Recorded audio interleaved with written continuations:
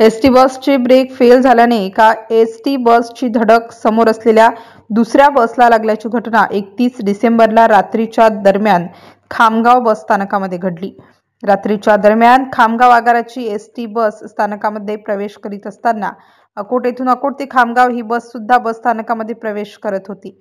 ड्रायव्हरने बस आतमध्ये वळवताना ब्रेक मारले असता एसटी बसचे ब्रेक लागले नाही व त्यामुळे अकोट आगाराच्या बसने खामगाव आगाराच्या बसला मागून जोरदार धडक दिली। धडक दिल्यानंतर बस जागेवरच थांबली होती।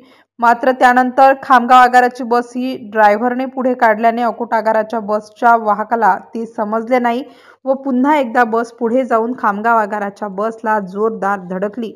यामध्ये एसटी बसच्या मागील काच फुटलेला आहे तर अकोट आगाराच्या बसचा समोरील बाजूने मोठ्या प्रमाणात नुकसान झाले आहे। अपघात झाल्यानंतर चालक व वाहक हे बसस्थानकाच्या अधिकारी कक्षात माहिती देण्यासाठी गेले असताना यावेळी कोणीतरी अज्ञात इसमाने अपघातग्रस्त एसटी बसमधील वाहकाची बॅग सुद्धा चोरून नेली। त्यामध्ये वाहकाचे वाहन चालक परवाना, बॅच, महत्त्वाचे कागदपत्रे, कपडे, जेवणाचा डबा व इतर साहित्य होते।